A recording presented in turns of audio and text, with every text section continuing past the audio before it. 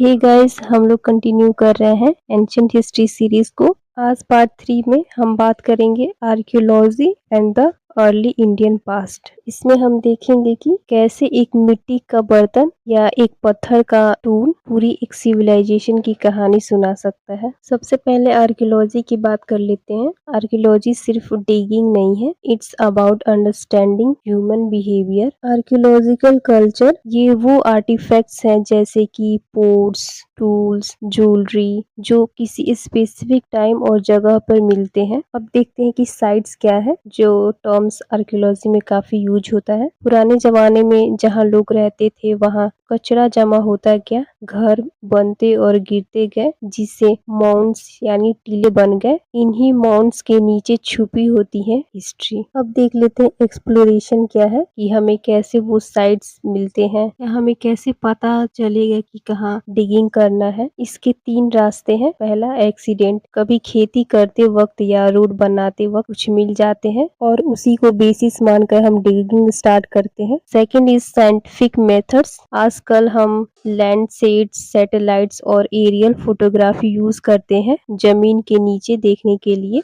और थर्ड है surveys. Archaeologist बस पैदल चलकर जमीन की सरफेस को एग्जामिन करते हैं। अब डिगिंग की बात कर लेते हैं कि डिगिंग कैसे डिगिंग की जाती है। मेनली डिगिंग 2 टाइप्स की होती है। पहला हॉरिजॉन्टल, जब एक बड़े एरिया को खोदा जाए to see how a whole village looked. And second is vertical digging, जब सिर्फ एक गहरा गड्ढा किया जाए टू सी द टाइमलाइन। यहाँ सबसे इम्पोर्टेंट कंसेप्ट है स्ट्रेटिग्राफी। जो लेयर सबसे नीचे है वो सबसे पुरानी ओल्डेस्ट है और जो सबसे ऊपर है वो सबसे नई है। It's like a layer cake of history. चलिए एक रियल एग्जांपल देखते हैं, द हस्तिनापुर माउंट। इसकी एक्सकेवेशन ने हमें 5 अलग अलग पीरियड्स दिखाए। पहला पीरियड प्री 1200 BCE, यहाँ पे हमें मिले ऑकर कलर्ड पोर्ट्री जो कि अर्ली स्टेजेस में पाए जाते थे। सेकेंड पीरियड 1100 से लेके 800 BCE तक,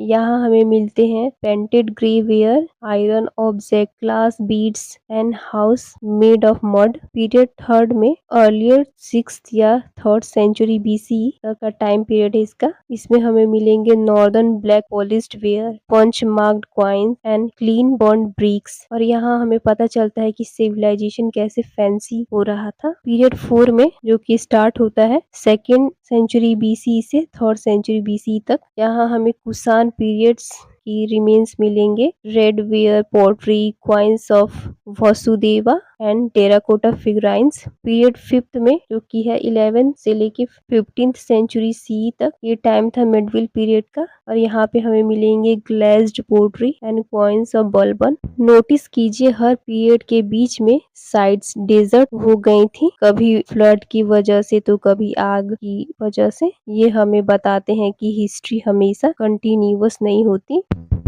अब लिमिटेशंस देखेंगे आर्कियोलॉजी की। एक बिटर ट्रूथ है, आर्कियोलॉजिकल रिकॉर्ड कभी कंप्लीट नहीं होता, because organic things like would, cloth, leather जल्दी डिके हो जाते हैं। हमें सिर्फ स्टोन, क्ले और मेटल ही मिलते हैं, तो हमें आधी अधूरी पिक्चर से ही पूरी स्टोरी इमेजिन करनी पड़ती। हम बात कर लेते हैं डेटिंग मेथड्स की। फर्स्ट है radio carbon dating, also called as C14 dating, जिसे लिवी ने 1949 में डिस्कवर किया था। इसका कॉन्सेप्ट है कि हर लिविंग चीज जैसे कि प्लांट्स, एनिमल, ह्यूमंस एटमॉस्फेयर से कार्बन एब्जॉर्ब करती है। जब वो ऑर्गेनिज्म मर जाते हैं तो C12 एब्जॉर्ब करना बंद हो जाता है और जो बॉडी में पहले से है वो धीरे धीरे खत्म होने लगता है। C14 हर 5730 ईयर्स में आधा हो जाता है। साइंटिस्ट चेक करते हैं कि आधी में कितना कार्बन बचा है। इसका सिंपल लॉजिक है कि साइंटिस्ट चेक करते हैं कि कितना कार्बन बचा है। अगर कार्बन बहुत कम है मतलब चीजें बहुत पुरानी है। ये सिर्फ ऑर्गेनिक चीजों पर काम करता है जैसे कि वुड, चारकोल, सेल्स और बोन्स। नेक्स्ट देखते हैं मैराइन आर्कियोलॉजी। क्या आपको पता है कि हिस्ट्री सिर्फ जमीन के नीचे नहीं, समुद्र के नीचे भी है। अंडर वाटर आर्कियोलॉजी में diverse and robotic camera cameras use करके डूबे हुए शहर ढूंढते हैं। एग्जाम्पल लाइक गुजरात के कोस्ट पर द्वारिका और बेट द्वारिका के सबमर्ज्ड रिमेन्स मिले हैं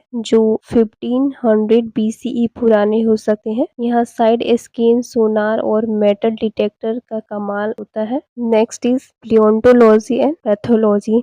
बोन सिर्फ ढांचा नहीं है, वो एक डाटा ड्राइव है। पहला प्लियोन्टोलॉजी, पुराने हड्डियों से हम DNA स्टडी करते हैं ताकि पता चले हमारे पूर्वज कहाँ से थे। सेकंड इज प्लियोपैथोलॉजी, हड्डियों को स्कैन करके हम पुरानी बीमारियों का पता लगाते हैं जैसे आर्थराइटिस या tuberculosis. Third is social status, अगर किसी की हड्डियां में न्यूट्रिशन की कमी मिलती है तो हम समझ आता है कि शायद वो गरीब या वहाँ कोई फेमाइन आया होगा।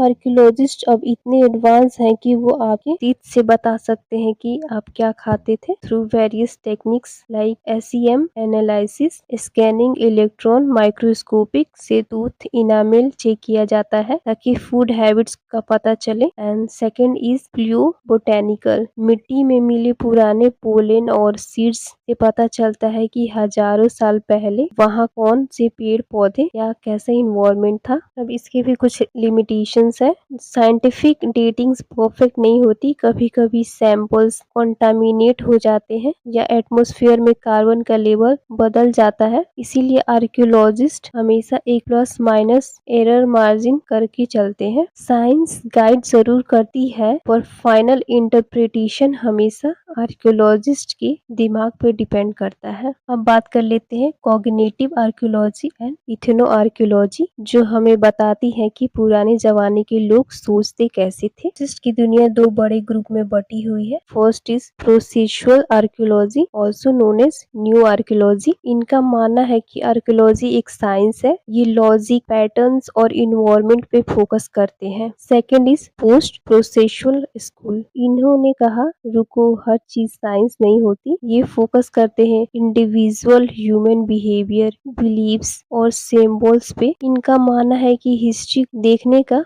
हर किसी का अपना पर्सपेक्टिव होता है। नेक्स्ट इज कोग्निटिव आर्कियोलॉजी, ये सबसे इंटरेस्टिंग ब्रांच है। कोग्निटिव आर्कियोलॉजी उन चीजों को समझाने की कोशिश करती है जो फिजिकली नहीं दिखती, जैसे बिलीव्स और रिलीजन, और पुराने सिंबल्स या आइडल्स को देख के हमें ये अंदाजा लगता है कि उस वक्त का सोशल स्ट्रक्चर कैसा रहा होगा। बट इसमें भी कुछ चैलेंजेस है, जैसे कि पत्थर बोलते नहीं है, इसीलिए इन बिलीव्स को ट्रांसलेट करना बहुत मुश्किल काम है। अब आते हैं एक ऐसे मेथड पे जो आज भी जिंदा है, दैट इज इथनो आर्कियोलॉजी। इसका मतलब है आज की लिविंग कम्युनिटीज, ट्राइब्स और क्राफ्टमैन्स को देख के पुरानी सिविलाइजेशन का अंदाजा लगाना। एग्जाम्पल में गुजरात के खंभात में आज भी कर्लियन बीड्स उसी तरह बनते हैं जैसे हड़प्पन टाइम में बनते थे। आज के आर्टिशन को काम करते देख के आर्कियोलॉजिस्ट समझते हैं कि 4000 साल पहले